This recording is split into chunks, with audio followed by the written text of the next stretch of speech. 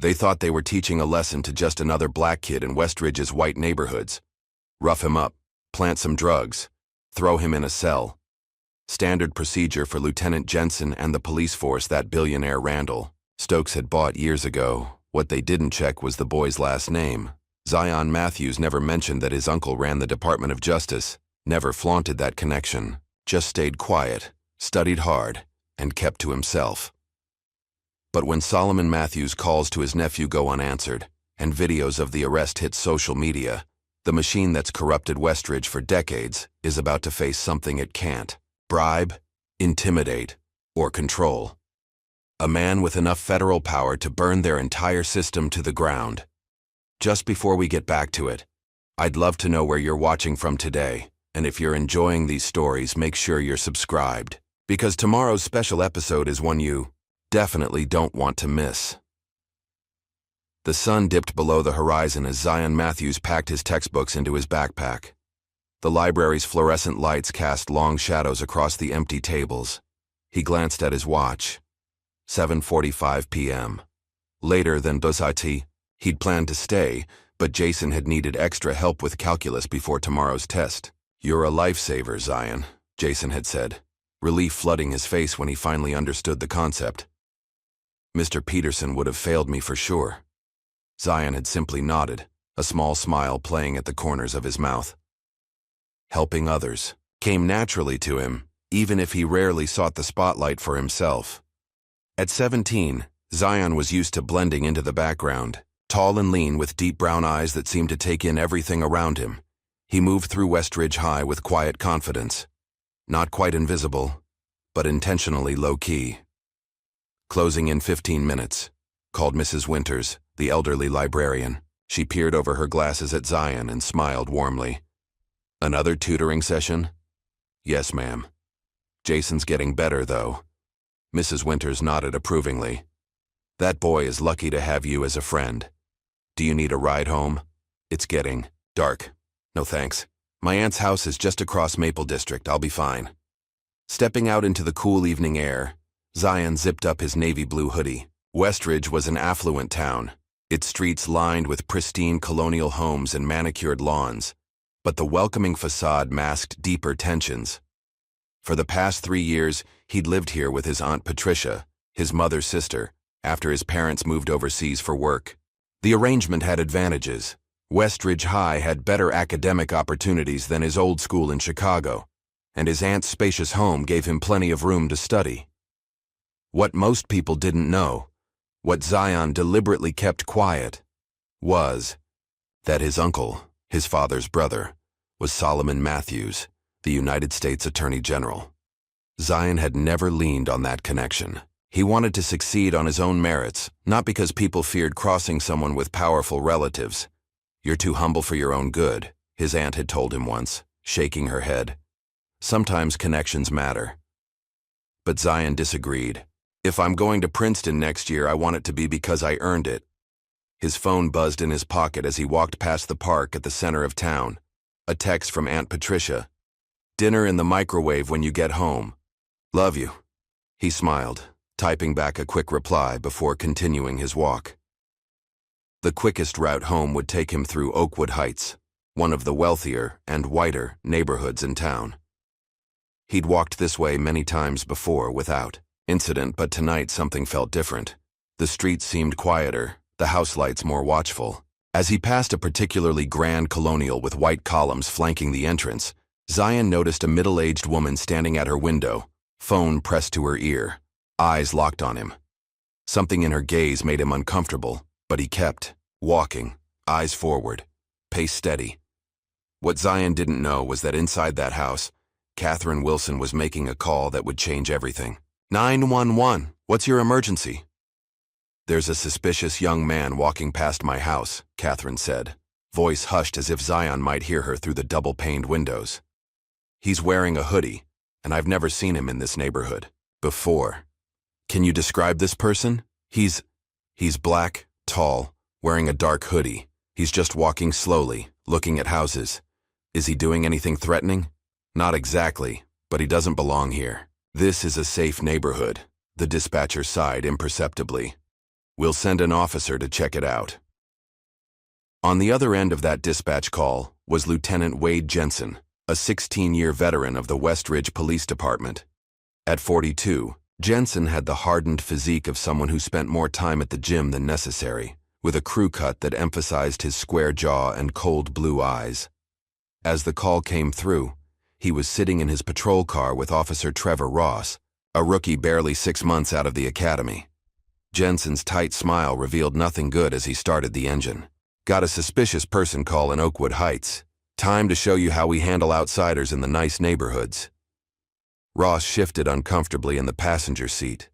At 26, he still retained some of the idealism that had led him to law enforcement in the first place, helping people, protecting the community. But in his short time in Westridge, he'd seen enough to make him question whether those ideals were shared by his colleagues. What exactly did dispatch say? Ross asked. Black male in a hoodie, looking at houses, probably casing the place. That's not much to go on. Jensen's laugh held no humor. In Oakwood Heights, that's more than enough. What Officer Ross didn't fully understand yet was that Lieutenant Jensen didn't just work for the Westridge Police Department. His true allegiance lay with Randall Stokes, the town's wealthiest and most influential resident. A real estate developer who transformed Westridge over the past decade, Stokes had his hand in every aspect of local governance, from funding the mayor's campaign to ensuring the police department had the latest equipment. In exchange, officers like Jensen made sure Stokes's interests were protected, his enemies intimidated, and any threats to his power quickly neutralized. Jensen had risen through the ranks not by solving crimes, but by knowing which ones to ignore and which ones to manufacture. Meanwhile, Zion walked on, oblivious to the patrol car now turning onto the street behind him. His mind was on tomorrow's AP Physics presentation and the college application essay he needed to finish this weekend. A soft melody played in his head, some song his mother used to sing when he was younger. The sound of tires on pavement broke his reverie. Red and blue lights suddenly illuminated the street around him, casting eerie shadows across the pristine lawns. Zion stopped, confused. He hadn't been jaywalking or littering. He hadn't done anything wrong. The patrol car pulled up alongside. Him and 2 officers stepped out. The older one, Jensen, approached with his hand resting casually on his holstered weapon.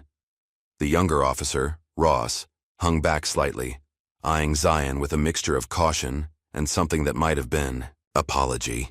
Evening, Jensen said, his voice carrying an edge that set Zion's nerves on edge. Mind telling me what you're doing in this neighborhood? Zion kept his voice steady, remembering everything his parents had taught him about encounters with police. Just walking home from the library, sir. I live with my aunt on Elm Street. Got some ID on you? Zion nodded slowly, reaching carefully into his back pocket for his wallet. May I ask what this is about? Did I do something wrong? That was all the opening Jensen needed. His face hardened as he stepped closer. You questioning me, boy? No. Sir, I just... Hands against the car, now! Zion froze, confusion and fear battling for control. Sir, I don't understand. Jensen moved with practiced efficiency, grabbing Zion's arm and shoving him against the patrol car. The sudden impact knocked the breath from Zion's lungs. When an officer gives you an order, you comply. That's how this works. Jensen's voice was low, meant only for Zion's ears. People in this neighborhood don't need to be worried about someone like you walking around at night. Officer Ross watched, a knot forming in his stomach. This wasn't right. The kid wasn't doing anything threatening, wasn't resisting. But to speak up now would mean crossing Jensen, and Ross had seen what happened to officers who did that. Jensen began roughly patting Zion down. What's in the backpack? Anything I should know about? Just books, sir. Textbooks. At that moment, Zion's phone began ringing in his pocket. A familiar ringtone, his Uncle Solomon calling for their weekly check-in. If he could just answer. Explain the situation. What's that? Jensen demanded, hearing the ringtone. My phone, sir. It's just my uncle calling. Jensen reached into Zion's pocket and pulled out the smartphone. The screen showed an incoming call from Uncle Saul with a Washington, D.C. area code. D.C., huh? Got friends in high places? Jensen's tone was mocking. "It's just my uncle," Zion repeated, trying to keep the desperation from his voice. If he could just talk to Solomon, this nightmare would end instantly. Instead, Jensen held the phone up, examining it for a moment before deliberately dropping it onto the pavement. The screen shattered with a sickening crack as Jensen's boot came down on top of it. "Oops," he said, not bothering to hide his satisfaction. "Thought it might be a weapon." Zion stared in disbelief at the destroyed phone, his only connection to help now lying in pieces on the ground. For the first time, real fear began to take hold. In that moment, he wasn't the nephew of the U.S. Attorney General. He was just another black teenager being harassed by police for existing in the wrong place at the wrong time. And as the red and blue lights continued to flash across the perfect houses of Oakwood Heights, no one came out to witness what was happening. No one except Catherine Wilson, who watched from behind her curtains, somehow both vindicated and unsettled by the scene playing out on her street. In his Washington office, Solomon Matthews frowned at his phone. Zion always answered his calls. Always. He tried again, but this time the call went straight to voicemail. A small worry began to form, one that would soon grow into something much larger and more dangerous for everyone involved. Zion felt the cold metal of the patrol car against his cheek as Lieutenant Jensen continued the search. Officer Ross stood nearby, his expression unreadable in the flashing lights. The night had turned surreal, a nightmare Zion couldn't wake up from. "Well, what do we have here?" Jensen's voice took on a theatrical quality as he pulled something from Zion's pocket. A small plastic bag containing white powder. "Looks like we got ourselves a dealer." Zion's eyes widened in shock. "That's not mine. I've never seen that before." His mind raced. He didn't do drugs, had never touched them. The bag must have been planted during the pat-down. "They all say that," Jensen replied with a smirk, holding the bag up for Ross to see. "Officer Ross, we've got possession with intent to distribute." Ross stared at the bag, then at Zion's terrified face. The doubt must have shown in his eyes because Jensen's voice hardened when he spoke again. "Officer Ross, secure the suspect while I document the evidence." Something wasn't right. Ross had been watching Jensen throughout the pat-down and had seen a suspicious movement, Jensen's hand going to his own pocket just before discovering the drugs. But questioning a superior officer, especially one with Jensen's reputation, wasn't something a rookie did if he wanted to keep his job. Reluctantly, Ross stepped forward. "Sir, I'm going to need you to turn around slowly." Zion complied, his movements deliberate and non-threatening. "Officer, please, that bag isn't mine. He put it there." Their eyes met briefly, and Ross saw the raw fear and desperation in Zion's gaze. For a moment, something like guilt flickered across Ross's face, but it disappeared as quickly as it had. "Come. Hands behind your back," he said, his voice quieter than before. As Ross reached for his handcuffs, Jensen suddenly grabbed Zion's shoulder and slammed him to the pavement. "He's resisting! Stop resisting!" But Zion wasn't resisting, couldn't resist with Jensen's knee pressing into his back, forcing the air from his lungs. Pain exploded across his face as his cheek hit the concrete. He tasted blood where his lip had split open. "Please," he gasped. "I'm not—" "Shut up," Jensen growled, twisting Zion's arm behind his back with unnecessary force. "You're under arrest for possession of narcotics and resisting arrest." The commotion had drawn attention. Lights were coming on in nearby houses, and a few neighbors had ventured onto their porches to see what was happening. Among them was Linda Gates, a local community organizer who lived 2 doors down from Catherine Wilson. Unlike her neighbor, Linda didn't see a threat when she looked at Zion. She saw a teenager being brutalized by police. Without hesitation, she pulled out her phone and began recording. "Police brutality in Oakwood Heights," she narrated quietly as she filmed. "Young black man being assaulted by officers. This is happening right now, May 12th, just after 8 p.m. Jensen noticed the gathering crowd and the phones being raised. His eyes locked on Linda, whose camera was pointed directly at him. With Zion now handcuffed and bleeding on the ground, Jensen stalked toward Linda, his badge gleaming in the streetlights.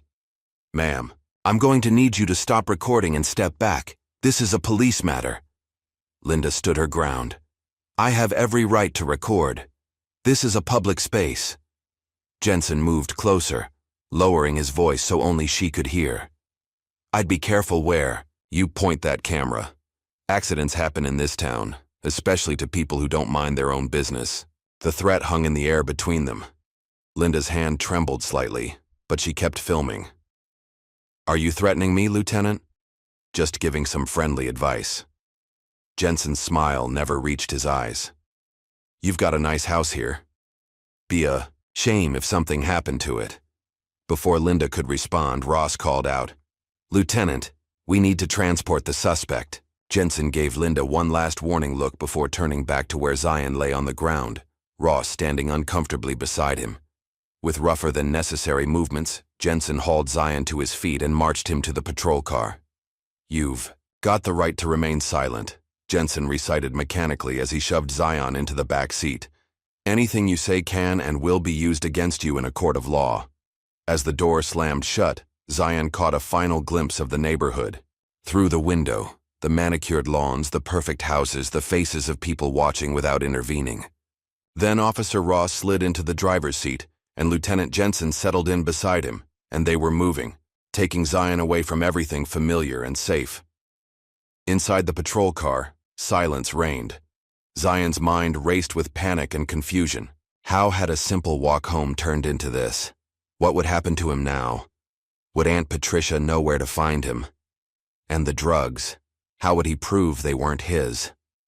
His thoughts were interrupted by the crackling of the police radio as a call came through. Chief wants an update on the Oakwood Heights situation, the dispatcher announced. Jensen picked up the radio. Tell the chief we apprehended a suspect in possession of narcotics, bringing him in now. After he signed off, Jensen turned to Ross with a satisfied expression. Nice work tonight, rookie. You're learning how things operate in Westridge. Ross kept his eyes on the road. The drugs, what about them? Jensen's tone made it clear the subject wasn't open for discussion. Nothing. Sir, Ross replied after a moment, but his knuckles were white on the steering wheel, and his jaw was clenched tight. Across town, in a sprawling mansion overlooking Westridge Lake, Randall Stokes was enjoying an evening bourbon when his phone rang. The caller ID showed Mayor Kessler. Stokes answered with a smile. Dwight, what can I do for you this fine evening? Mayor Dwight Kessler's voice was tense. Randall, there's been an incident in Oakwood Heights. One of your special officers made an arrest. And this concerns me because people were filming Randall. It's already on social media. The kid looks young, and from what I'm hearing, it got rough. Stokes swirled the amber liquid in his glass unperturbed. Jensen knows how to handle these situations. What's the charge? Drug possession, resisting arrest. But Randall, if this blows up, it won't, Stokes interrupted. Make sure the chief keeps a lid on this. No press statements, no body camera footage released. Standard procedure. And the judge? I'll call Leon myself. The kid will be denied bail, kept quiet until this blows over. Just another drug bust in Westridge. Nothing newsworthy. After hanging up, Stokes made a mental note to increase Chief McAdams's monthly bonus. Good help was expensive, but worth every penny when situations like this arose. Meanwhile, at the Westridge police station, Zion was being processed. Fingerprints, mugshot, personal items confiscated. His requests to call his aunt were ignored as he was led to a holding cell and locked inside. The cell was small and smelled of bleach and sweat. A metal bench ran along one wall, and a stainless steel toilet stood in the corner with no privacy screen. Zion sat on the bench, his head in his hands, trying to control his breathing and quiet the panic threatening to overwhelm him. First time, in the system? A voice asked. Zion looked up to see an older black man watching him from the adjacent cell. The man's face was lined with experience, his eyes knowing. I shouldn't be here at all, Zion replied. Those drugs weren't mine. The officer planted them, the old man nodded slowly. Welcome to Westridge Justice, son. I've been in and out of here for 20 years. If Jensen was involved, you're in for a rough ride. You know him? Everybody knows Jensen. Man's been Stokes' attack dog since he joined the force. They target folks like us to keep the town how Stokes wants it. Wealthy, quiet, and white. Who's Stokes? The old man looked surprised. You living in Westridge and don't know Randall Stokes? Man owns half the town. The mayor, the police chief, the judge. They all answer to him. Folks who cross Stokes tend to disappear one way or another. A chill ran down Zion's spine. The situation was worse than he'd thought. I need to call my aunt, he said. They haven't let me make a phone call. They won't, the old man replied. Not until they're ready. That's how they break you down. Isolation, uncertainty. By the time you see a judge, you'll be ready to plead guilty to whatever they say just to get out. For the first time, real despair threatened to take hold of Zion. But then he thought of his Uncle Solomon. If anyone could help him now, it was the U.S. Attorney General.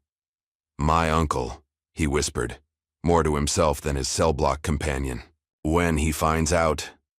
But would Solomon find out? Zion's phone had been destroyed, and he hadn't been allowed to contact anyone. For all his aunt and uncle knew, he was still at the library or walking home. How long before they realized something was wrong? Across the station, Officer Trevor Ross sat at his desk, filling out the arrest report. The words on the screen blurred as he thought about what had happened, what he had allowed to happen. Jensen had planted evidence, brutalized a teenager, for no reason, and Ross had stood by and let it happen. Academy training seemed a lifetime ago. To protect and serve. What a joke. In Westridge, it was to intimidate and control, and now he was part of it. His phone buzzed with a text message from his fiancée. How's your shift going? Still on for dinner tomorrow? Ross stared at the innocent message, guilt gnawing at him. What would Emily think if she knew what he'd done tonight? Emily, who worked as a public defender, who believed in justice and fairness. Before he could respond, Chief McAdams emerged from his office and called out, Ross, my office now. Ross found Chief McAdams sitting behind his desk, Lieutenant Jensen standing beside him like a faithful guard dog. At 55, McAdams had the soft physique of a man who spent more time behind a desk than on patrol, but his eyes were sharp and calculating. Officer Ross, McAdams began, I understand you assisted Lieutenant Jensen in a drug arrest tonight. Yes, sir. Good work. Lieutenant Jensen speaks highly of your performance. Ross glanced at Jensen, who gave him a warning look. Thank you. Sir, Ross replied, the words tasting bitter in his mouth. I want to be clear about something, McAdams continued, leaning forward. This department operates as a team. What happens on patrol stays between partners. The suspect is claiming the drugs were planted. Standard defense tactic, we've seen it before. Of course, sir. There will be no body camera footage released, no statements to the press. This is a routine drug arrest, nothing more. Are we clear? Crystal clear, sir. As Ross turned to leave, McAdams added, One more thing. I hear the suspect is asking for a phone call. That won't be happening tonight. Technical issues with the phone system. Ross nodded stiffly and left the office, feeling Jensen's eyes on his back the entire time.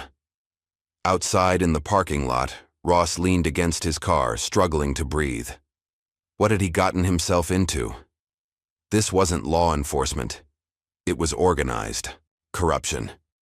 He wasn't the only one questioning the events of the night.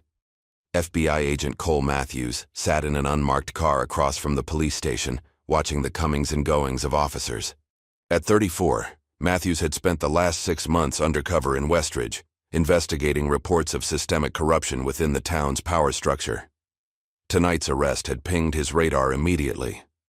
Social media was already filling with video clips of the incident, and Matthews's sources inside the department had mentioned a rush to process the suspect with unusual secrecy. Matthews pulled out his secure phone and dialed a number known to only a handful of people. Sir, something's happening in Westridge. I think we might have the break we've been looking for. Meanwhile, in Washington, D.C., Solomon Matthews set down his phone after a third failed attempt to reach his nephew. Concern was rapidly becoming alarm. Zion was reliable, responsible. He always answered or called back promptly. Solomon's assistant appeared at his door. "Sir, there's something you might want to see." She placed a tablet on his desk, showing a social media post. Grainy footage of a young black man being slammed to the ground by police in what looked like an affluent neighborhood. The caption read, "Police brutality in Westridge tonight. Share before it gets taken down." Solomon's blood ran cold as he recognized his nephew's face, bloodied and terrified, in the flashing police lights. His finger was already on the intercom button. "Get me the governor of New York, now." Back in the holding cell, Zion had finally given in to exhaustion, dozing fitfully on the hard bench. He didn't know that forces were already in motion, forces that would shake Westridge to its foundations and bring down one of the most powerful men in the state. For now, though, he was just a 17-year-old boy, alone and afraid, trapped in a system designed to crush people like him. As the night deepened, the first seeds of a conflict that would soon engulf the entire town were being planted, a conflict that would test loyalties, expose corruptions, and ultimately change Westridge forever. Solomon Matthews paced the length of his Washington office, phone pressed to his ear. The early morning sun cast long shadows across the polished hardwood floor, but he hadn't slept. Not since seeing that video. "Governor Wilson, I appreciate you taking my call at this hour," Solomon said, his voice controlled despite the fury bubbling beneath the surface. "My nephew has been detained in Westridge under false charges. I need your intervention." On the other end, the governor of New York sounded genuinely alarmed. "Attorney General Matthews, this is the first I'm hearing of this. I'll look into it immediately." "I expect a call back within the hour," Solomon replied, ending the call before the governor could respond. His assistant, Elaine, appeared in the doorway. "Sir, I've been making calls to Westridge. No one at the police department will confirm they have Zion in custody." Solomon's jaw tightened. "Book me on the next flight to New York, and get me everything we have on Westridge. Property, records, political donations, court cases. Something isn't right in that town." As Solomon's team scrambled to gather information, a very different meeting was taking place in Westridge. In the penthouse suite of the Stokes Tower overlooking the town square, Randall Stokes surveyed his domain through floor-to-ceiling windows. At 62, Stokes had the polished appearance of old money, though his fortune was entirely self-made. Silver hair perfectly styled, expensive suit tailored to hide the slight paunch of middle age, he exuded the confidence of a man accustomed to getting his way. "Tell me again why this arrest matters," Stokes said without turning from the window. Behind him, Mayor Dwight Kessler shifted uncomfortably in his seat, while Police Chief McAdams stood stiffly at attention. Lieutenant Jensen lounged against the bar, helping himself to Stokes's premium scotch. "The kid's clean," Chief McAdams explained. "Honor student, no record. And there's video of the arrest circulating. People are asking questions." "So what?" Stokes turned, fixing cold gray eyes on the chief. "We've handled problematic arrests before." Mayor Kessler cleared his throat. "Randall, there's something else. The boy's name is Zion Matthews." Stokes raised an eyebrow. "Should that mean something to me?" "We ran a background check. His uncle is Solomon Matthews. The Attorney General?" For the first time, a flicker of concern crossed Stokes's face. "Why wasn't I told this immediately?" "We just confirmed it," Chief McAdams said, shooting a glare at Jensen, who merely shrugged. "Kid never mentioned it," Jensen said, swirling his drink. "Not that I gave him much chance to talk." Stokes set his glass down with deliberate care. "So, we have the Attorney General's nephew in our jail on drug charges that we all know are fabricated. Meanwhile, the feds are already sniffing around my development deals." He fixed each man with a penetrating stare. "Gentlemen, this could be inconvenient. We could release him," Mayor Kessler suggested. "Claim it was all a misunderstanding." "And look weak?" Stokes shook his head. "No, we need to control this narrative.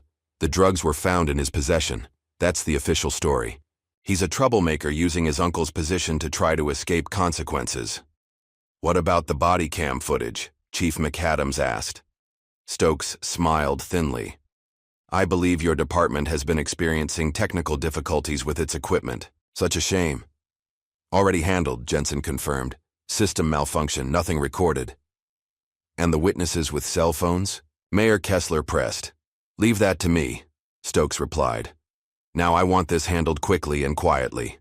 Chief, make sure the boy remains in custody. Deny bail when he goes before Judge Graves tomorrow. Chief McAdams nodded. Leon will do whatever you ask. And find out everything you can about who this kid has been in contact with locally. Anyone who might cause problems for us. As the meeting concluded, Stokes held Jensen back with a gesture. Once they were alone, he fixed the lieutenant with a hard stare. Of all the kids in town, you had to harass the Attorney General's nephew? Jensen had the good sense to look uncomfortable. Bad luck, boss. How was I supposed to know? You weren't. But now we have a situation. Stokes walked to his desk and removed an envelope. This contains $5,000. Go visit Linda Gates, the woman who filmed the arrest. Make the video disappear. And if she refuses, be creative. Stokes' smile didn't reach his eyes. But no marks, nothing that can be traced back to us. Meanwhile, Solomon Matthews had received a troubling anonymous call.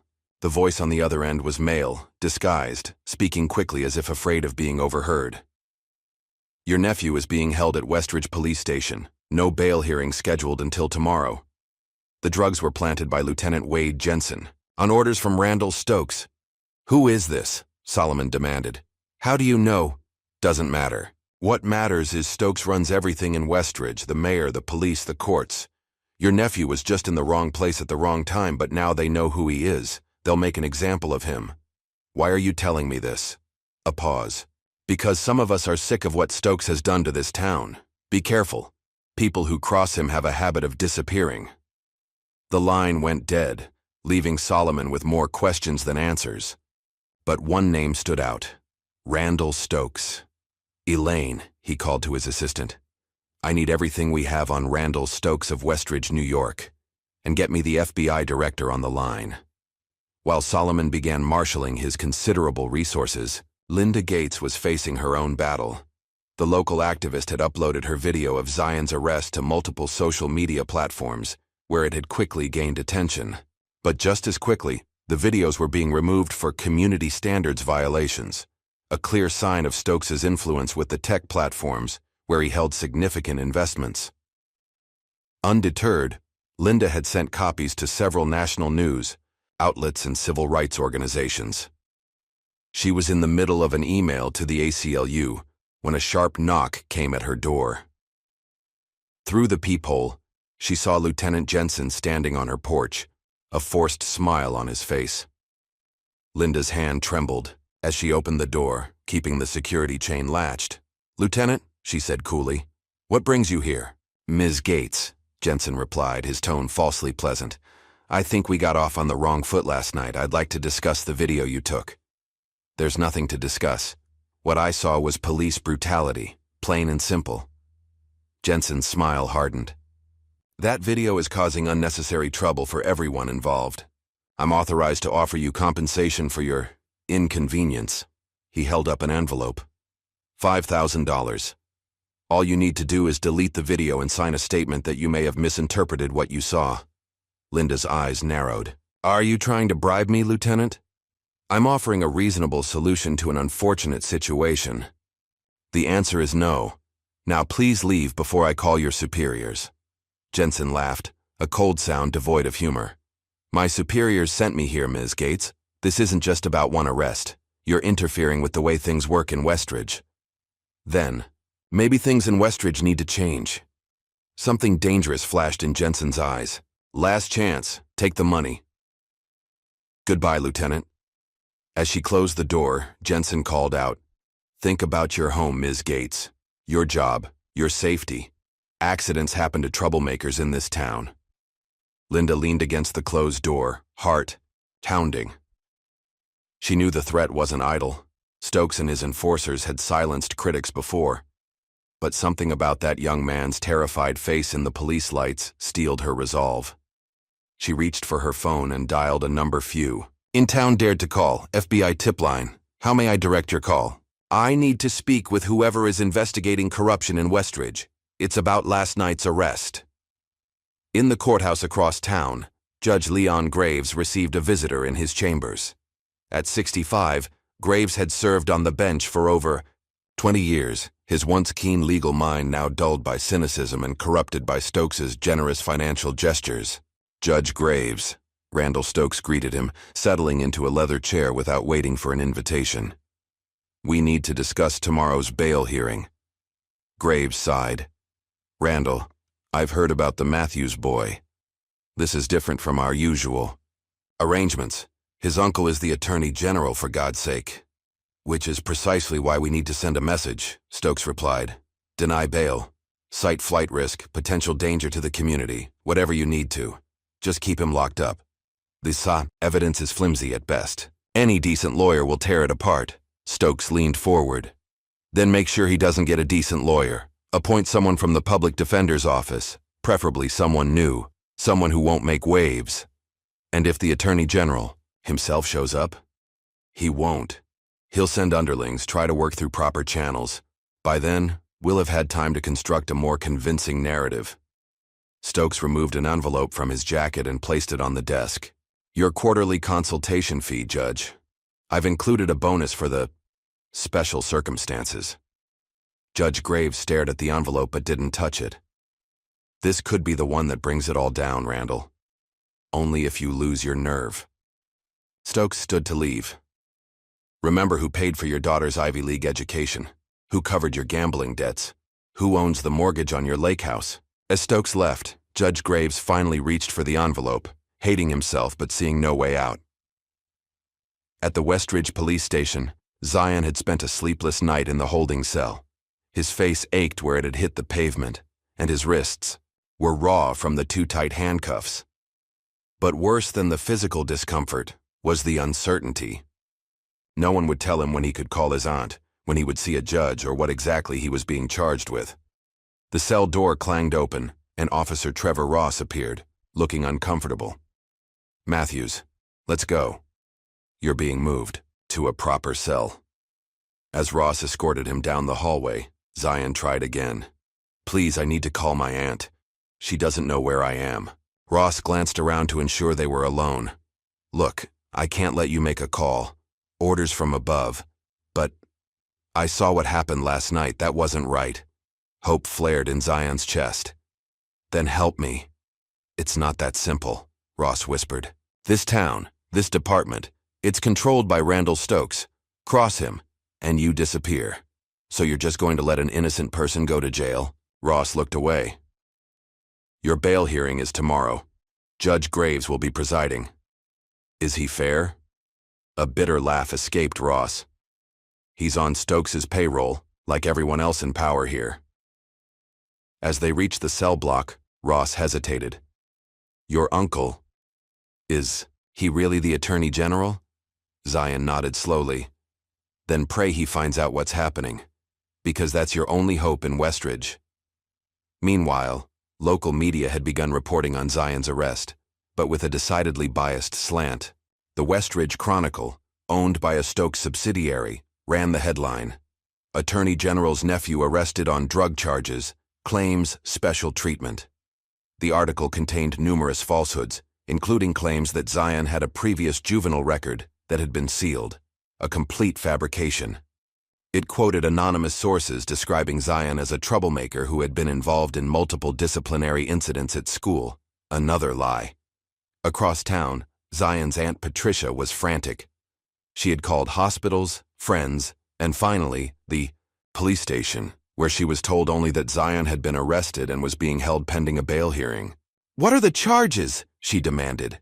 Drug possession and resisting arrest, the desk sergeant replied mechanically.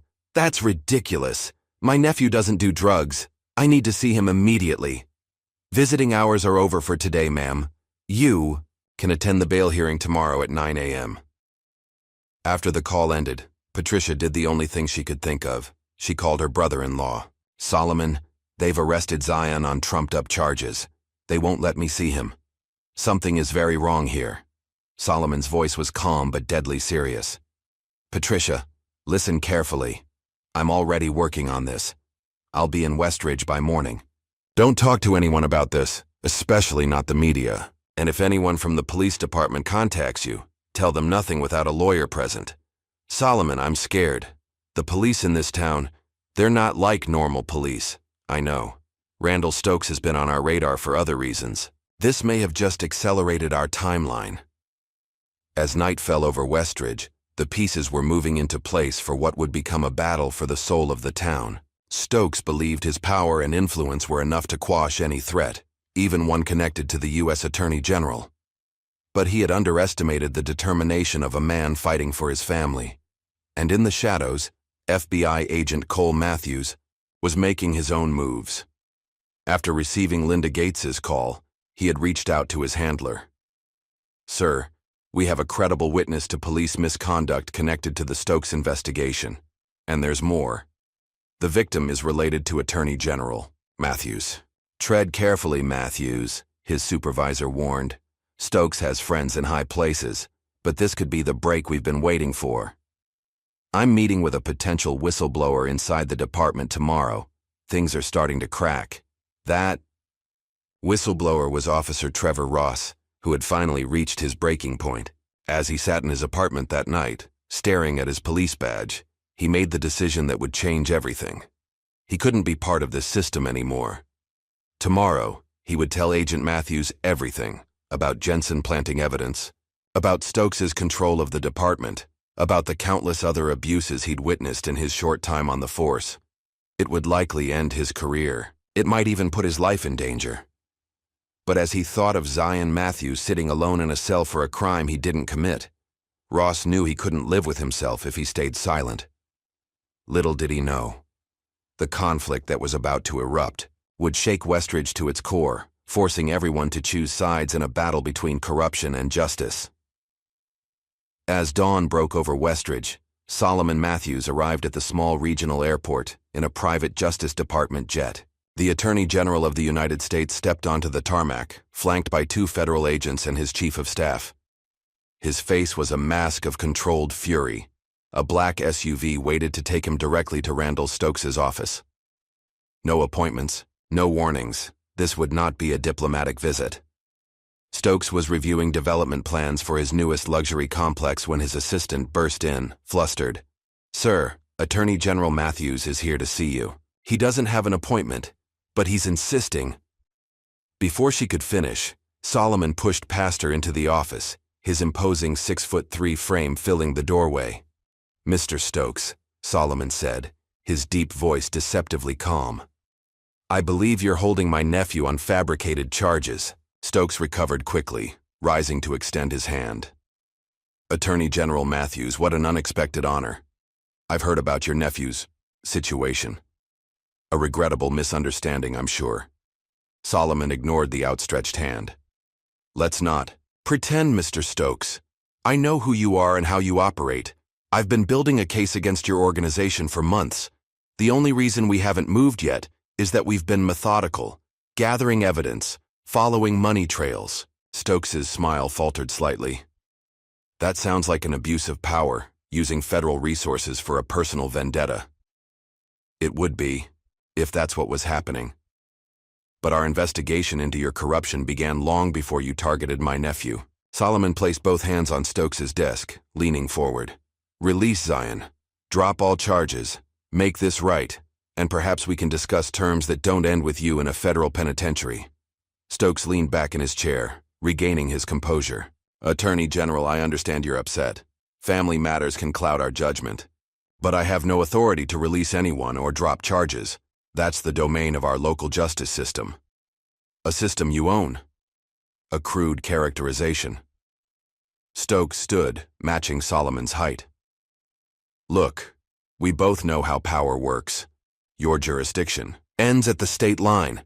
This is a local matter, and in Westridge, local matters are handled locally."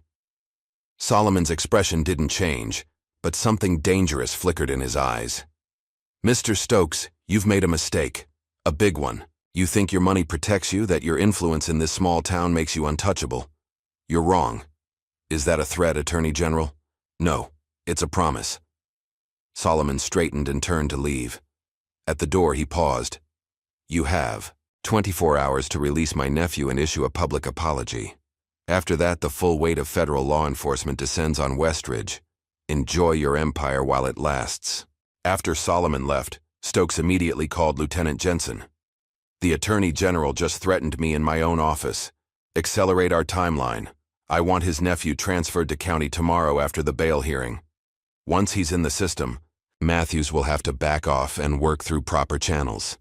And if he doesn't back off, Jensen asked, then we make it clear that his nephew's safety can't be guaranteed in county lockup. Accidents happen. While Stokes and his allies were plotting, Solomon was taking direct action. His first stop after leaving Stokes Tower was the FBI field office in Albany, where he met with the special agent in charge and Agent Cole Matthews. Agent Matthews has been undercover in Westridge for 6 months, the SAC explained. We've been building a RICO case against Stokes and his network, but it's been slow going. His people are careful. Solomon studied the evidence board, which detailed Stokes's organization, politicians, judges, police officers, all connected by red string to the billionaire at the center. Tell me what you have so far, Solomon said. Agent Matthews gestured to the files spread across the table. Financial irregularities and development deals, witness statements about intimidation, suspicious deaths ruled as accidents or suicides, but nothing concrete enough for an indictment. Stokes is smart. He keeps his hands clean. Until now, Solomon replied. My nephew's arrest changes things. It gives us leverage, a way to force mistakes. With all due respect, sir, the SAC interjected, using your nephew's situation to advance our case is exactly what we're going to do, Solomon finished firmly. Zion would be the first to agree. This isn't just about him anymore. It's about everyone in Westridge who suffered under Stokes's corruption. Agent Matthews nodded. I may have something to help. I'm meeting with a potential whistleblower today, Officer Trevor Ross, who was present during your nephew's arrest. Good. Record everything, and get me a meeting with Linda Gates, the woman who filmed the arrest. As the federal forces mobilized, Officer Trevor Ross sat in a coffee shop 3 towns over, nervously checking his watch. He had taken personal time today, citing a family emergency. In reality, he was about to commit what many in the Westridge Police Department would consider the ultimate betrayal. Agent Matthews slid into the booth across from him, casually dressed in jeans and a windbreaker. Officer Ross, I'm Cole Matthews. Ross glanced around anxiously. I shouldn't be here. If Jensen or the chief found out, they won't, Matthews assured him. Everything you tell me stays confidential until you're ready to go on record. Ross took a deep breath. I've only been on the force 6 months. At first, I thought some of the things I was seeing were just how things worked in small towns, but it's systematic. The targeting of minorities, the cover-ups, the way certain people get special treatment. Tell me about Zion Matthews' arrest. Jensen planted the drugs, Ross said, his voice barely above a whisper. I saw him do it. The kid wasn't doing anything wrong, just walking home. But Jensen saw a black teenager in an upscale neighborhood and decided to make an example of him. Would you testify to that? Ross stared into his coffee. I have a fiancé. We're planning a future. If I go against Stokes, we can protect you, Matthews said. Witness protection, a new start somewhere else if necessary. You don't understand. Stokes doesn't just control Westridge. He has connections everywhere. People who've crossed him have disappeared or ended up dead in accidents. Even outside of town, Matthews leaned forward. The U.S. Attorney General is personally involved now. This is bigger than Stokes. After a long pause, Ross nodded. I'll do it. But not just about Zion's arrest, about everything.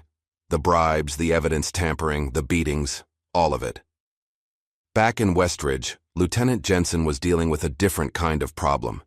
He had just entered a local bar known for its discretion, where several off-duty officers were already drinking despite the early hour. The AG himself showed up, Jensen announced, ordering a whiskey. Stokes says he made threats. Officer Daniels, a veteran with 15 years on the force, snorted. What's he gonna do? This is Stokes's town. Nobody can touch him. Exactly, Jensen agreed, downing his drink. Matthews might be hot shit in D.C., but around here, he's just another suit with a badge. What Jensen didn't know was that a woman in the corner booth was recording every word on her phone. 20 minutes of unguarded conversation captured Jensen, discussing previous cover-ups, bribes, and even joking about planting evidence on troublemakers. The woman, a local teacher named Sarah Parker, had been quietly gathering evidence for months. Her brother had been one of Stokes's victims, falsely arrested, pressured into a plea deal, his life ruined. As Jensen and his colleagues continued their unguarded conversation, Sarah slipped out and immediately called the number Agent Matthews had given her. Meanwhile, a different kind of exposé was taking shape online. An anonymous account had just uploaded a comprehensive dataset showing arrest statistics for Westridge over the past 5 years. The numbers were damning. Black residents, who made up only 15% of the town's population, accounted for over 60% of arrests. More concerning, almost 70% of those cases were eventually dismissed for lack of evidence, but only after defendants had spent weeks or months in jail. The data had been compiled by a hacker named Alex Gardner, who had accessed the police department's internal database. Along with the statistics, Alex had released internal emails discussing keeping certain neighborhoods clean and sending messages to minority residents who moved into upscale areas. The post quickly went viral, drawing national attention to Westridge. Justice for Zion began trending as people connected the data to the video of Zion's arrest. In his office, Mayor Dwight Kessler stared at his computer screen in horror as the story spread. His phone rang. "Stokes, have you seen this?" Kessler asked, without preamble. "Of course I've seen it," Stokes snapped. "Find out who leaked this and shut them down, and get our media people to counter the narrative. Talk about crime rates, property values, whatever it takes." "Randall, this is getting out of control. Maybe we should cut our losses, release the Matthews kid." "Absolutely not. We give in on this, we show weakness. Everything we've built starts to crumble." As Stokes and his allies scrambled to contain the damage, the public reaction was building. By mid-afternoon, a crowd had gathered outside the police station, carrying signs demanding Zion's release and chanting for justice. Linda Gates stood at the front, megaphone in hand. "We've been silent too long. Westridge belongs to all of us, not just the wealthy, not just the white residents, and certainly not to Randall Stokes." The crowd roared in agreement. Among them was Zion's Aunt Patricia, her eyes red from crying, but her expression determined. Inside the station, Chief McAdams watched the growing protest with mounting anxiety. "This is getting out of hand. We should increase patrols, maybe bring in officers from neighboring towns." "No," Jensen argued. "That's what they want, a confrontation. We wait them out. They'll get tired eventually." As tensions rose on the streets, Solomon Matthews was building his legal arsenal. In a conference room at the federal building, he met with a team of DOJ prosecutors and FBI agents. "We move on multiple fronts," Solomon instructed. "Civil rights, violations for Zion's arrest, RICO charges for the broader corruption, financial crimes for the money trail. I want Stokes and everyone in his organization facing so many charges, they'll need a spreadsheet just to keep track." "Sir," one of the prosecutors ventured, "some might say you're too personally involved in this case." "I've recused myself from any decisions directly involving my nephew's arrest," Solomon replied. "But the corruption in Westridge, that falls squarely within my jurisdiction as Attorney General. And I will not recuse myself from fighting systemic injustice just because it happens to have affected my family." As the meeting concluded, Solomon received a text from Agent Matthews. "Whistleblower secured. Ross is ready to testify." It was the break they needed. A first-hand witness to the corruption who could provide testimony from inside the system. But they would need to move quickly to protect Ross before Stokes discovered his betrayal. Meanwhile, in the county courthouse, Judge Leon Graves sat alone in his chambers, staring at a glass of bourbon. The bail hearing for Zion Matthews was scheduled for tomorrow morning, and Stokes's instructions had been clear. Deny bail, transfer the boy to county jail, drag out the proceedings. But for the first time in years, Judge Graves was questioning his role in Stokes's machine. The money had been good, enough to pay off his gambling debts, put his daughter through Princeton, maintain the facade of success. But at what cost? His phone rang. Stokes again. Leon, just confirming our understanding. About tomorrow's hearing, Graves took a long swallow of bourbon. Randall, this has gone too far. The Attorney General himself is involved now. The FBI is in town. There are protesters at the police station. All the more reason to stand firm. We show no weakness. And if I don't cooperate? A pause. Then I'd have to ask myself why I've been so generous to someone so ungrateful. Those gambling debts I paid off? That evidence could resurface. Your daughter's job at my foundation? Unfortunately, positions get eliminated all the time. The threat hung in the air, unspoken but clear.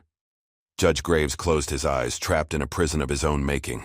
The hearing will proceed as discussed, he said finally, hating the words even as he spoke them. As night fell over Westridge, the battle lines were clearly drawn. On one side stood Randall Stokes and his network of corrupt officials, desperately trying to maintain control. On the other, an unlikely alliance of federal authorities, local activists, and ordinary citizens tired of living under Stokes' shadow.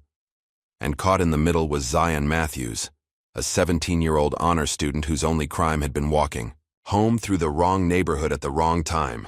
Tomorrow would bring the bail hearing, a public spectacle that both sides were preparing for. But the real fight was happening in the shadows. Evidence gathered, witnesses secured, strategies formulated. It was, as Solomon had promised Stokes, only the beginning. A silent war had begun in Westridge, one that would expose decades of corruption and change the town forever. The question was no longer if Stokes's empire would fall, but how many he would drag down with him in his desperate attempt to maintain power. In his cell, Zion sat on the thin mattress, trying to maintain hope. He didn't know about the forces mobilizing on his behalf, the protests in the streets, or the federal agents building a case. He knew only the cold walls around him and the uncertainty of what tomorrow would bring. But as he closed his eyes, trying to find sleep, one thought gave him comfort. His Uncle Solomon would not abandon him. Help was coming. Justice was coming. He just had to hold on a little longer. Dawn painted Westridge in soft gold as Randall Stokes gazed out from his penthouse, watching his kingdom with increasingly anxious eyes. The Attorney General's ultimatum echoed in his mind. 24 hours. On his desk, 3 phones rang almost simultaneously. "I'm dealing with it," he snapped into the first, not bothering with pleasantries. It was Harold Werner, his head of IT security. "Sir, someone's breached our financial servers." Werner's voice trembled. "They're targeting records of payments to officials, judges, police, everything." Stokes's knuckles whitened around the phone. "Shut it down. Wipe everything. Already started the protocol, but they're good. They might have copies already. Find out who it is and handle it. And Werner, if this gets out, you'll wish the feds found you first." Ending the call, Stokes immediately dialed his most trusted fixer, a man known only as Miller. "We have a situation. I need information scrubbed now, and I need you to deliver a message to our friend in Washington." An hour later, a plain envelope was delivered to Solomon Matthews' temporary office at the federal building. Inside was a single note typed on expensive paper. "Drop this, or your nephew disappears." Solomon didn't flinch as he handed the note. "To an FBI evidence technician. Add this to the file, and double the security detail on my nephew at the police station." Across town, Officer Trevor Ross returned to his apartment after his clandestine meeting with Agent Matthews. He froze in the doorway, drawers emptied onto the floor, furniture slashed, walls spray-painted with a single word: traitor. His phone rang, displaying unknown caller. "Officer Ross," a distorted voice greeted him. "Lovely apartment. Shame what happened to it. Be a bigger shame if something happened to your fiancée Emily at Memorial Hospital. Night shift ends at 11, right? Dark parking lot."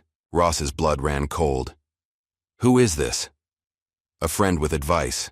Shut up or end up in a ditch. This is your only warning."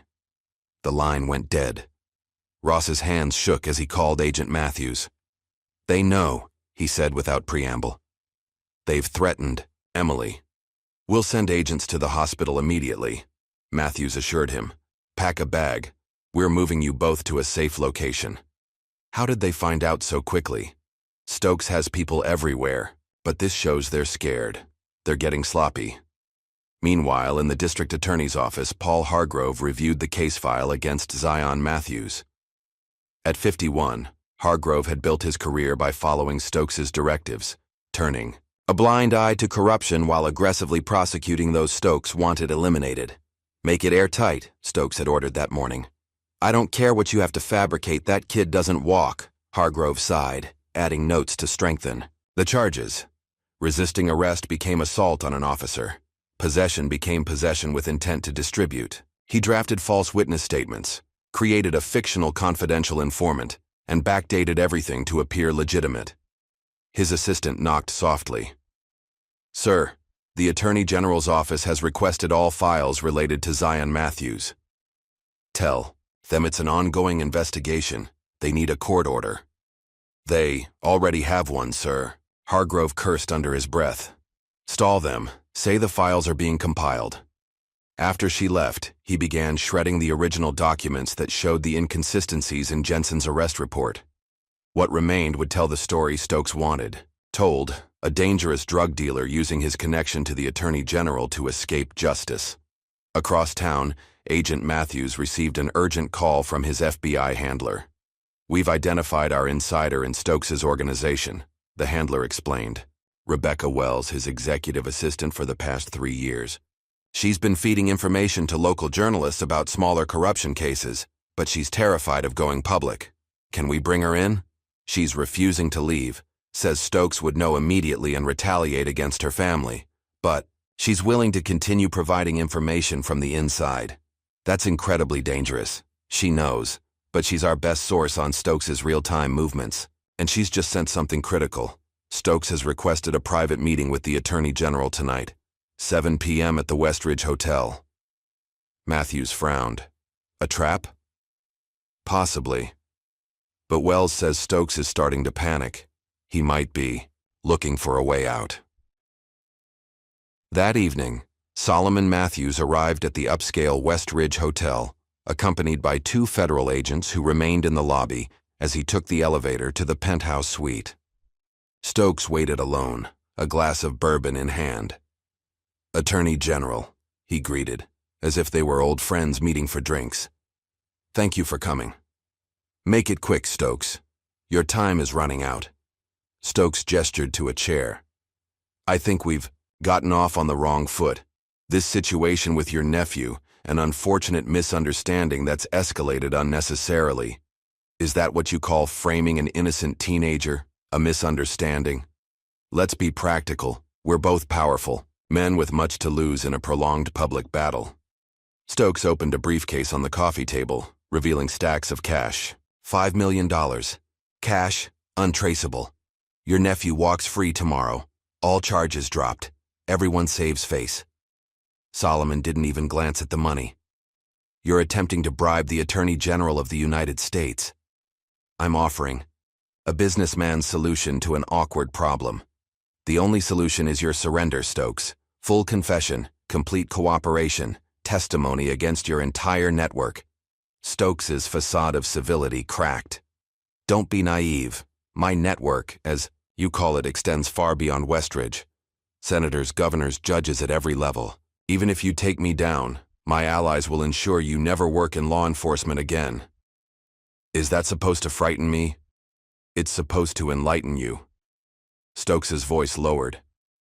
Even the most powerful men can't protect their families forever. Mr. Attorney General, your nephew today, your sister tomorrow, your children at their fancy private schools. Solomon rose, his expression unchanged but his eyes burning with cold fury. That sounded very much like a threat against my family. A reality check. Take the deal.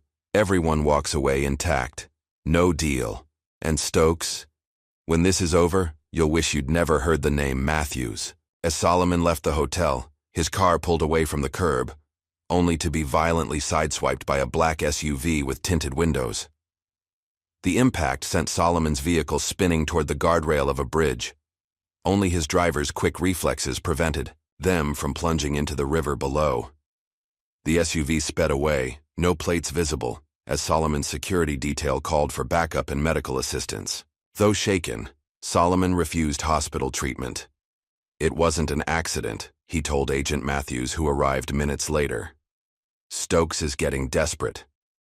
All the more reason to move quickly, Matthews replied. We've just executed search warrants on Judge Graves's financial records, offshore accounts, suspicious deposits, properties purchased through shell companies. He's been on Stokes's payroll for years. Solomon straightened his tie, brushing off his security detail's concerns. Prepare the arrest warrants, for all of them. We move tomorrow after the bail hearing.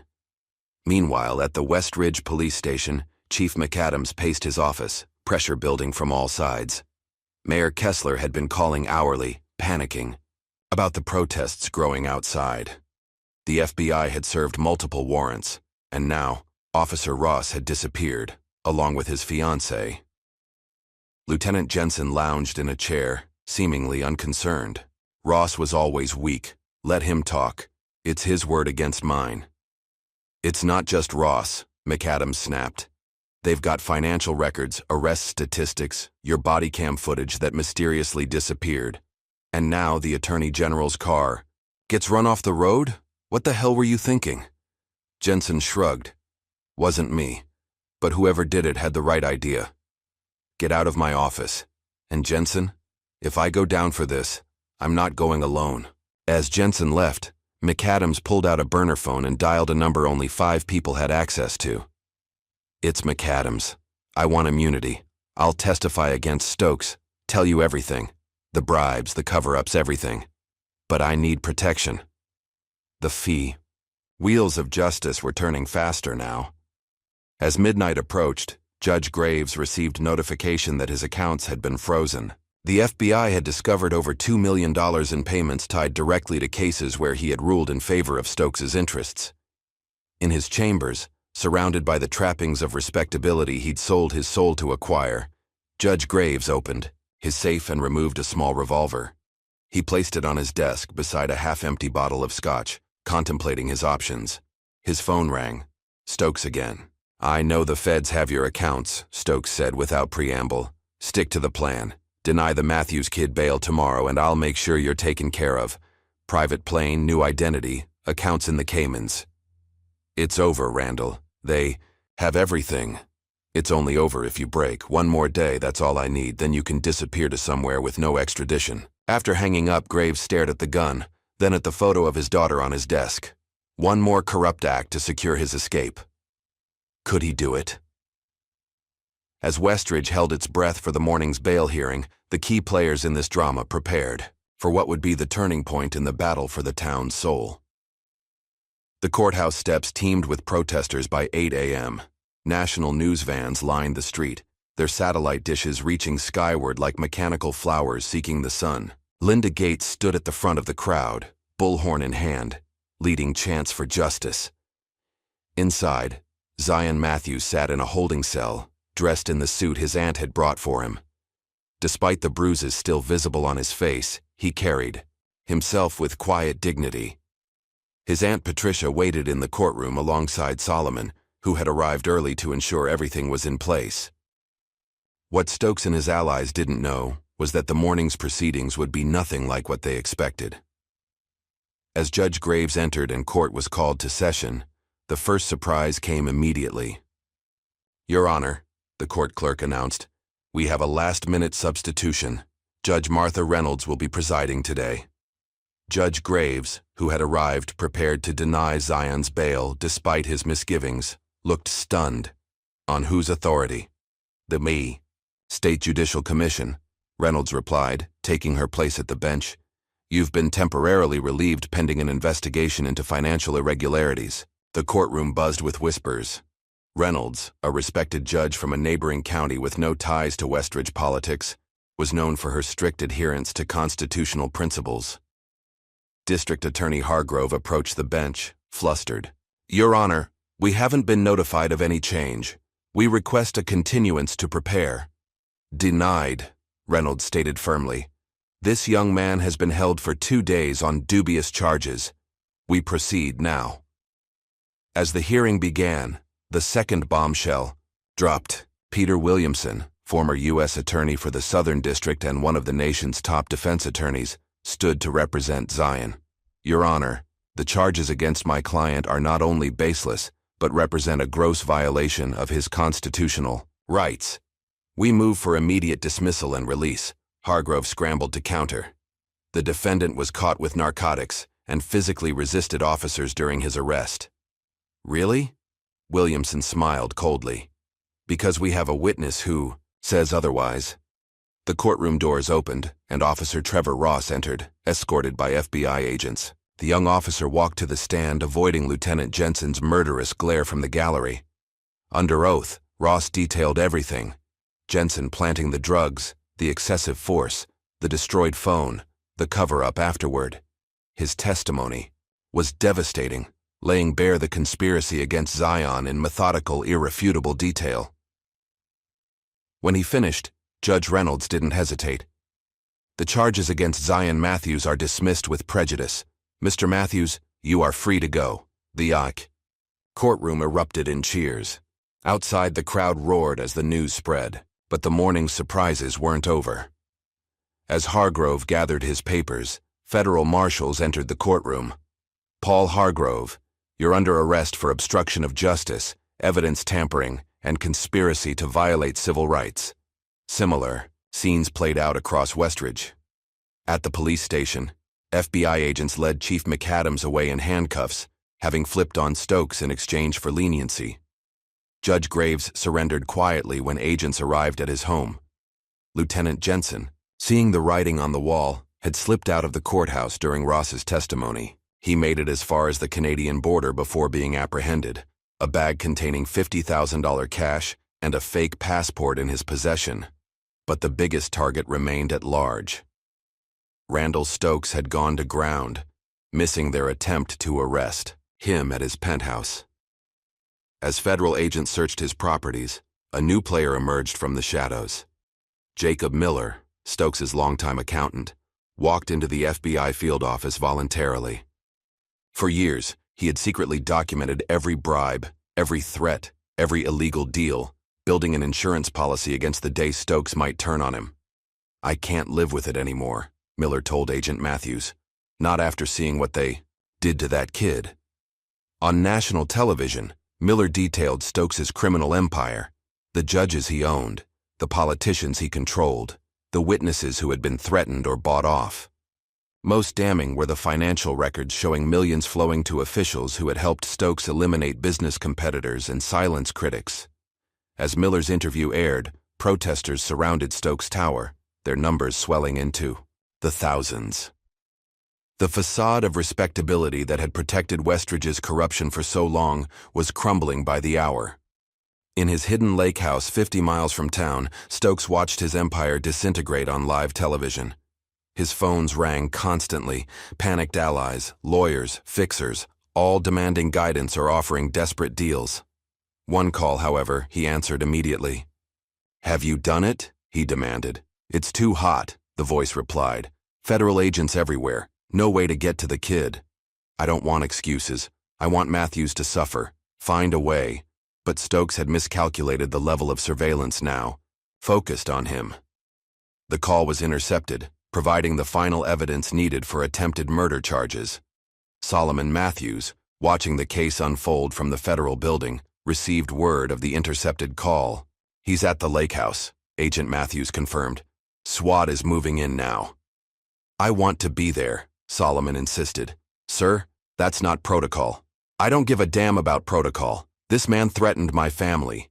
Within the hour, Solomon stood, watching as federal agents surrounded the expansive property. Stokes had barricaded himself inside with 3 armed security guards, refusing to surrender.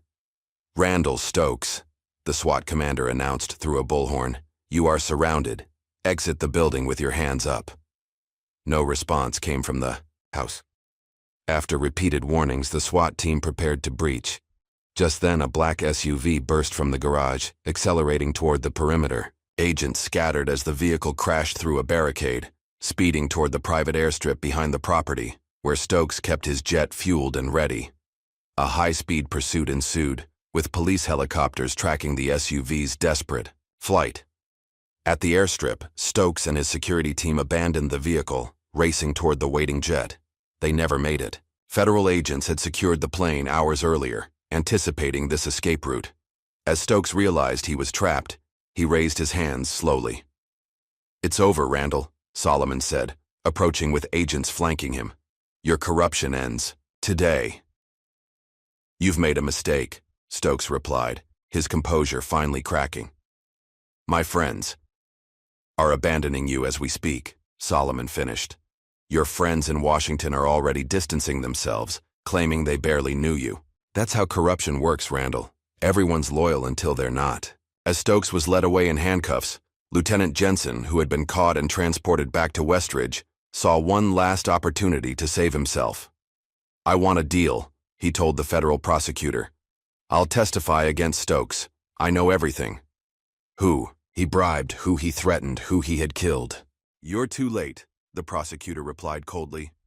"We already have multiple witnesses with clean records. You planted evidence on an innocent teenager and tried to destroy his life. No deals for you." Back in Westridge, the mayor called an emergency press conference, desperately trying to salvage his political career.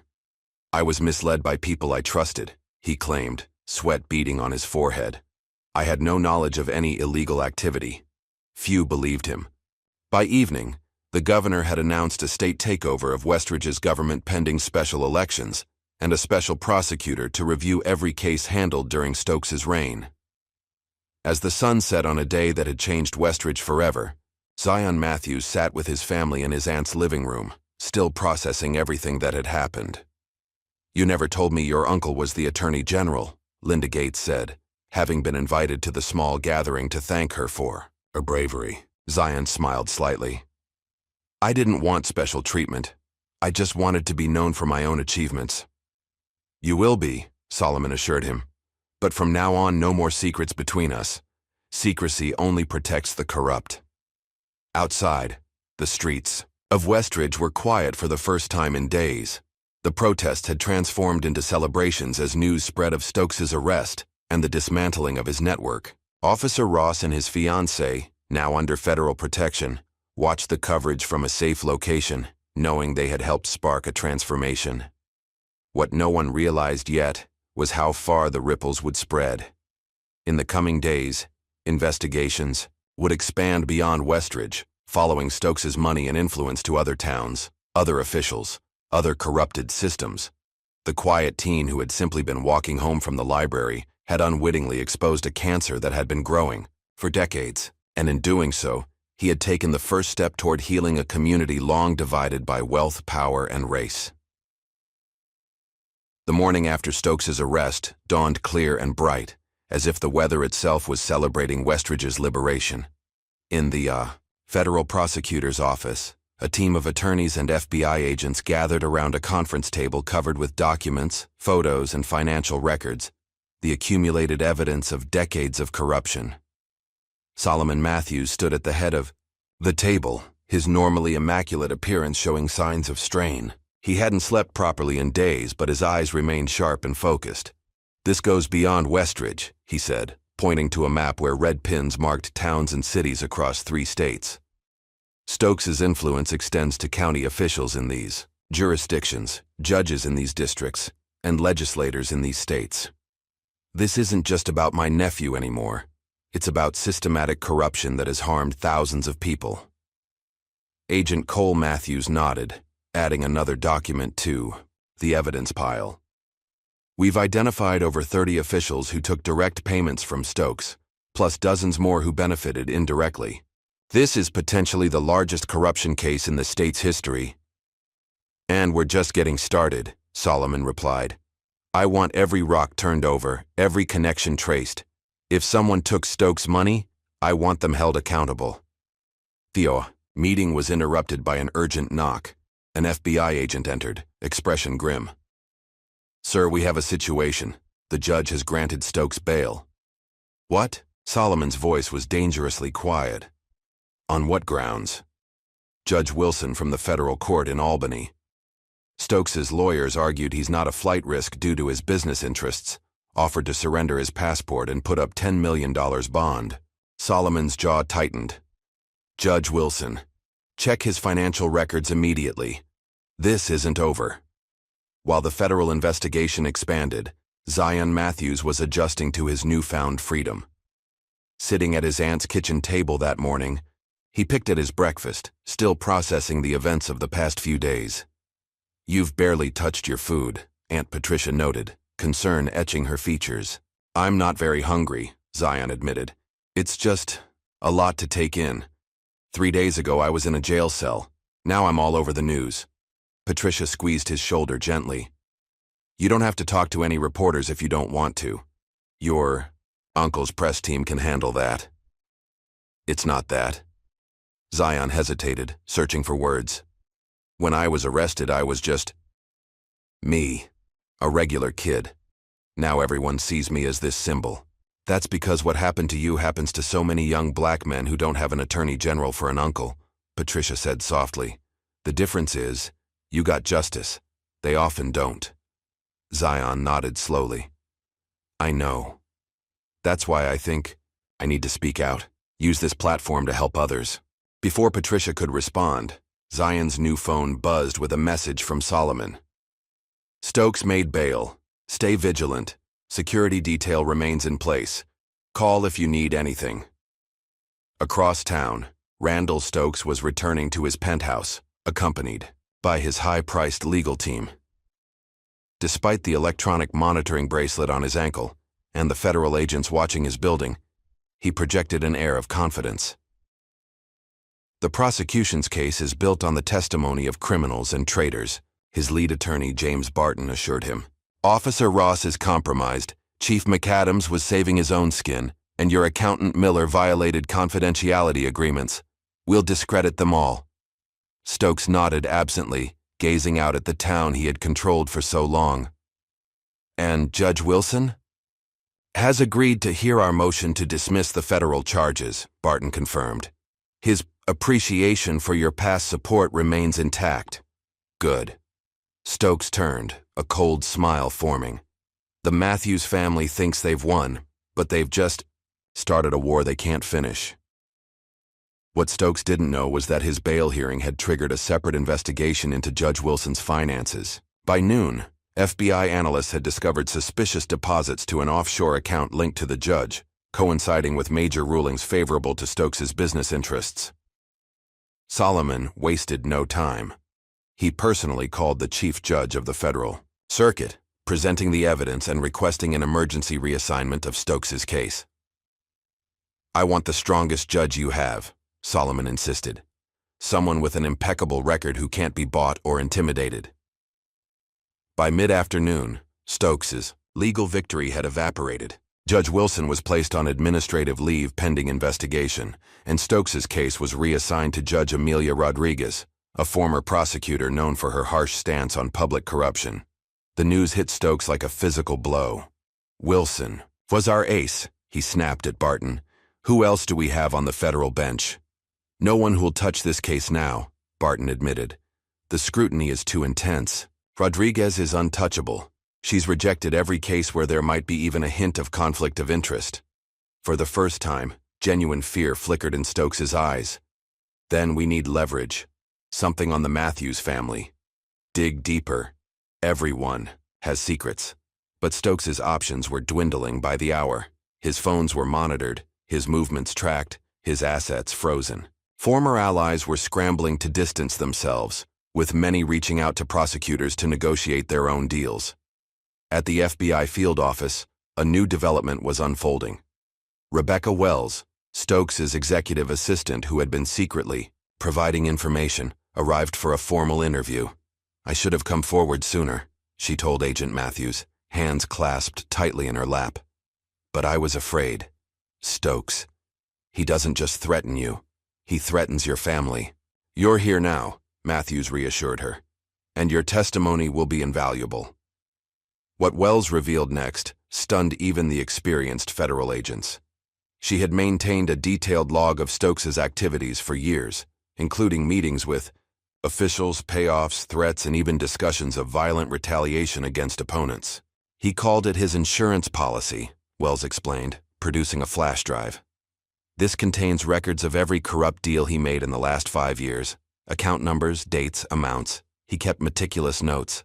I made copies without his eyes. Knowledge. As agents reviewed the files, the scope of Stokes's corruption became clearer and darker.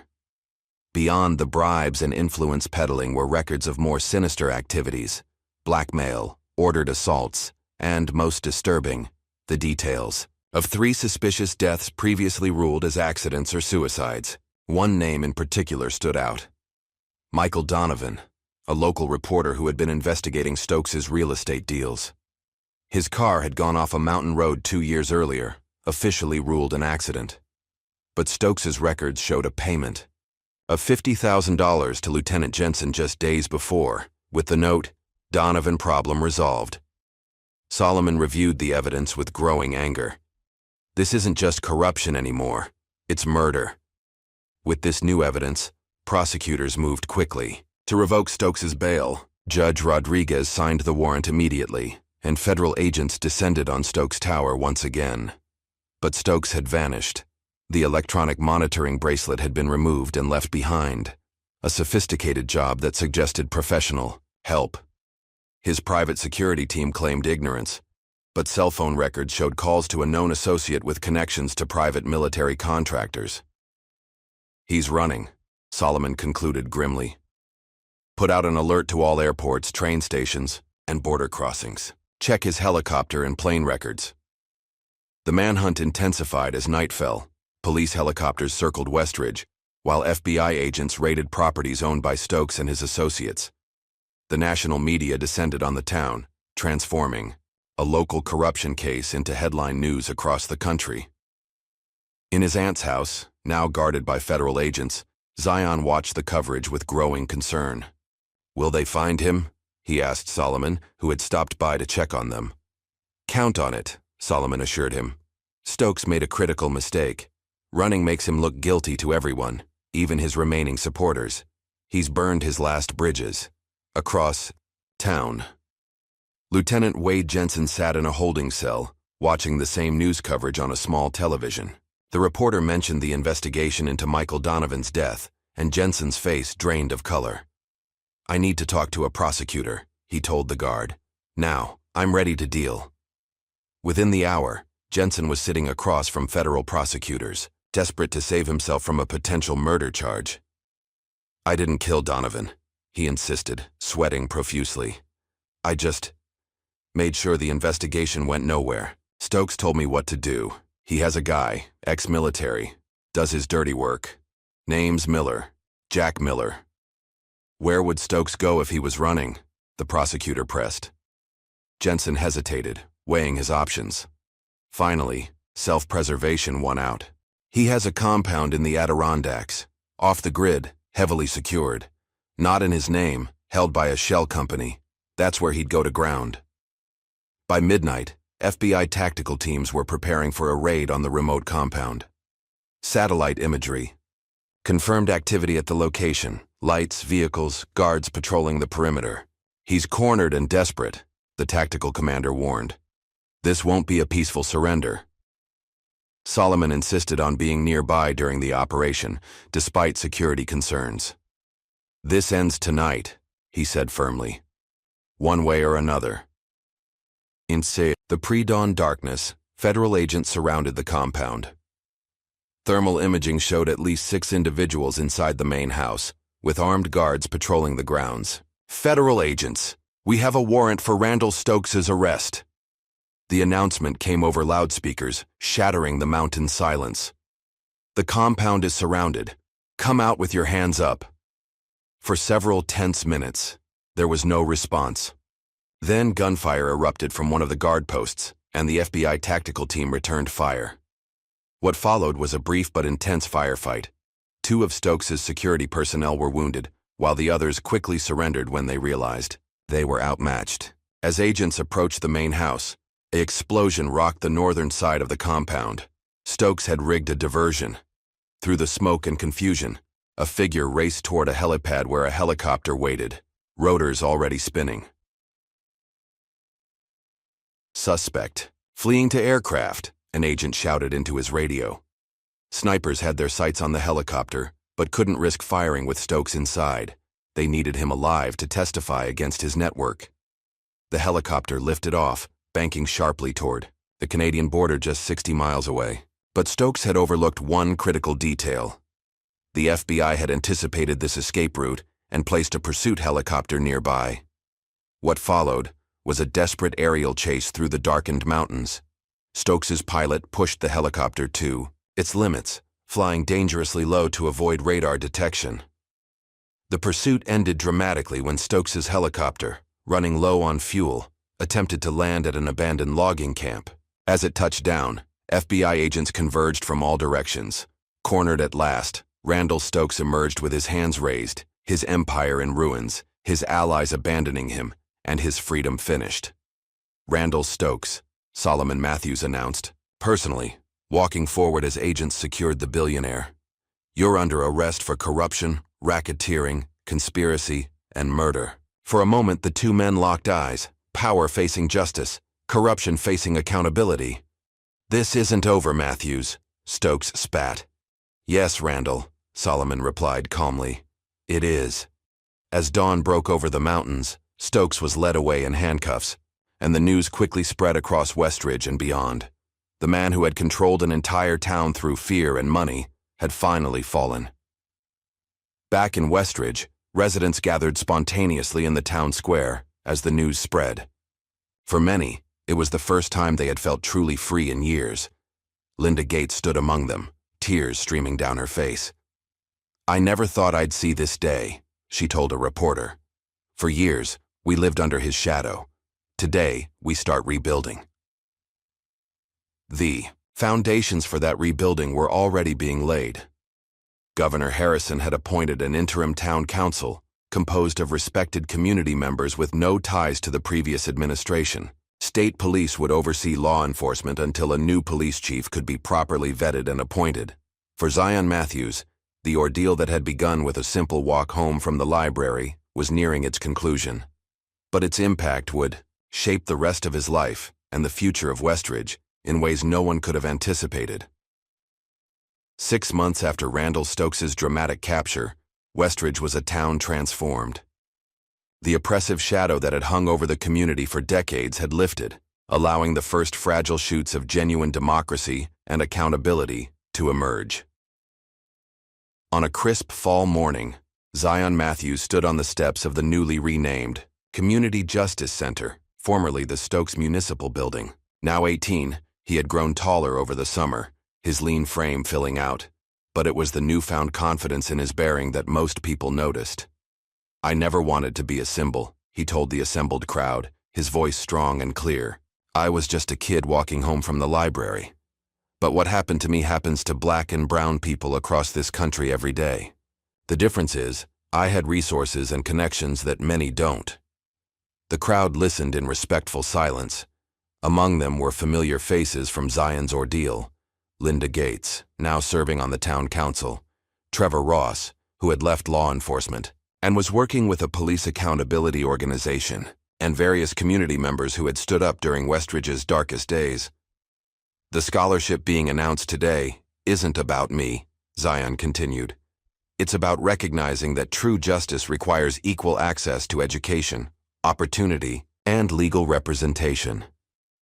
The Westridge Justice Scholarship will provide those resources to students from marginalized communities who want to pursue careers in law, public policy, or criminal justice reform." The applause was thunderous. In the front row, Aunt Patricia wiped away tears of pride, while beside her, Solomon Matthews nodded approvingly. The Matthews family had personally funded the initial endowment, but corporations and foundations had quickly matched their contribution, creating a multi-million-dollar program that would support generations of students. While Zion's public profile had grown, the legal consequences for those involved in his wrongful arrest had played out largely behind closed doors. Lieutenant Wade Jensen's cooperation had earned him a reduced sentence, 20 years instead of life, for his role in Michael Donovan's death and other crimes. Former Chief McAdams received 15 years for corruption and civil rights violations, while Judge Graves was sentenced to 12 years. District Attorney Hargrove, facing disbarment and criminal charges, had taken his own life 2 months after his arrest, leaving a note expressing remorse for the lives he had damaged through his corruption. But the most severe consequences were reserved for Randall Stokes himself. Facing multiple life sentences, he had finally agreed to a plea deal: 30 years in federal prison with no possibility of parole, in exchange for testimony that helped prosecutors unravel his extensive network of corruption. The man who once owned a town now spent his days in a standard prison cell, his empire dismantled, his assets seized, his name synonymous with corruption. After the scholarship announcement, Zion met with Trevor Ross, who had become something of a mentor to him over the past months. "You did good up there," Ross told him, the guilt still visible in his eyes despite all that had happened. "I still think about that night. If I had spoken up sooner." "You did speak up," Zion reminded him. "When it mattered most. That took courage." Ross nodded, though the weight of his initial silence would likely always haunt him. "How's the college search going?" Zion smiled. "Got accepted to Princeton. Early decision." "That's amazing. Political science?" "Pre-law, actually." Zion's expression grew more serious. "What happened to me? It changed how I see things. I always thought success meant keeping my head down, working hard, not making waves. But now I understand that the system itself needs changing, and that requires people willing to work from inside it." While Zion had found his path forward, Westridge itself was still healing. The special prosecutor appointed by the governor had reviewed hundreds of cases handled during Stokes's reign, resulting in dozens of overturned convictions. People who had been wrongfully imprisoned were being released, their records expunged, their lives slowly rebuilt. The police department had been completely restructured, with extensive new oversight, body cameras that couldn't be disabled, and a civilian review board that included Linda Gates and other community activists. The new chief, a respected veteran from another state with a record of progressive reforms, had made it her mission to rebuild trust between law enforcement and the community. Most significantly, the racial disparities that had characterized Westridge's justice system for generations were being systematically addressed. Arrest rates had equalized across demographics, while community policing initiatives had replaced the aggressive tactics of the Stokes era. After the ceremony, Solomon pulled Zion aside for a private conversation.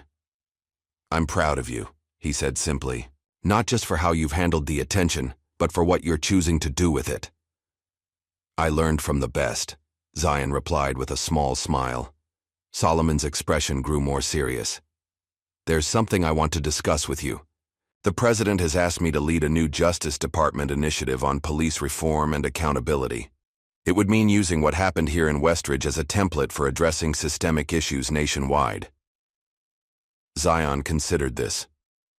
"Will it make a difference? Real change, not just window dressing?" "That's my condition for taking it on," Solomon confirmed. "No half measures, no political compromises on the core principles. The president has agreed." "Then you have to do it," Zion said firmly. "What happened to me led to change here, but it needs to happen everywhere." Later that afternoon, Zion visited Westridge High School, where he had once kept his head down, careful not to draw attention to himself or his family connections. Now, he was greeted as a returning hero, invited to speak to students about his experience and the importance of civic engagement. In the audience was Jason, the student Zion had been tutoring the night of his arrest. "I still feel bad," Jason admitted when they spoke afterward. "If you hadn't stayed late helping me with calculus, then it would have happened another night, or to someone else," Zion assured him. "And without the video, without my uncle's position, it might have ended very differently. The point isn't what happened to me, it's what happens to people who don't have those advantages."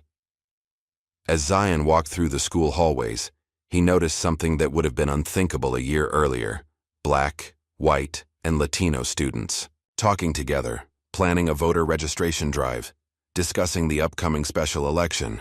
Westridge's younger generation seemed determined not to repeat the mistakes of their parents. That evening, Zion joined his aunt and uncle for dinner at a local restaurant, the same one that had refused service to black customers through various subtle tactics during the Stokes era. Now under new management, it made a point of welcoming everyone, with a diverse staff and clientele. "Sometimes I still can't believe how much has changed," Aunt Patricia remarked, looking around the bustling dining room. "And how much hasn't?" Solomon added more soberly. "Stokes may be gone, but the conditions that allowed him to flourish exist in towns and cities across the country. One case, however high profile, doesn't change that." "It's a start, though," Zion insisted. "And that's something." As they finished dinner, a young black boy, no more than 7 or 8, approached their table hesitantly, his mother watching, nervously from nearby. "Are you Zion Matthews?" the child asked, eyes wide with admiration. Zion nodded, smiling. "I am. My mom says you stood up to bad police and helped make our town better." "A lot of people did that," Zion corrected gently. "I just happened to be in the right place at the wrong time." The boy considered this with childhood gravity. "I want to be like you when I grow up, not afraid." Something tightened in Zion's chest. "What's your name?" "Michael." "Well, Michael, I was afraid. Being brave isn't about not feeling fear. It's about doing what's right even when you are afraid." "That," boy nodded solemnly, as if receiving profound wisdom, then returned to his mother, who mouthed a silent, "Thank you" to Zion. After dinner, Zion walked along the streets of Westridge alone, retracing the route he had taken that fateful night. The same houses stood along the same quiet streets, but everything else had changed, including Zion himself. As he passed the spot where Jensen had slammed him against the patrol car, he paused, allowing himself to remember the fear, the helplessness, the injustice of that moment. The memories would always be there, but they no longer had the power to control him. Reaching the park at the center of town, Zion sat on a bench, watching as families enjoyed the early evening, children playing without fear, neighbors greeting each other across racial lines that had once seemed impermeable.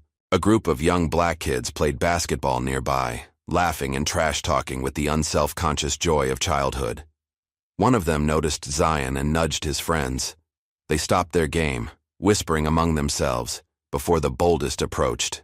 "You're him, right? The one who took down Stokes?" Zion smiled. "I had a lot of help." The kids gathered around, peppering him with questions about the FBI, about his uncle, about what it felt like to be famous.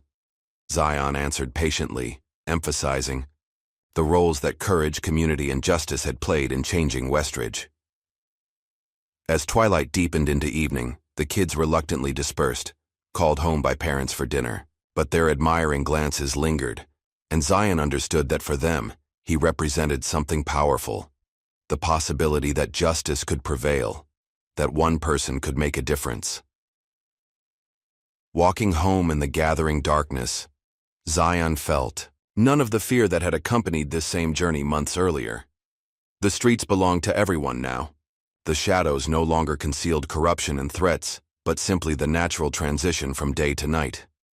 In the quiet streets of Westridge, a new chapter was beginning, and Zion Matthews, once just a quiet teen trying to avoid attention, would help write it.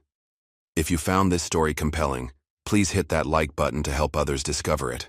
And don't forget to subscribe for more powerful narratives that explore the complex intersection of justice, power, and accountability in America. Comment below with your thoughts on how we might build communities where justice doesn't depend on who your family is or what neighborhood you live in.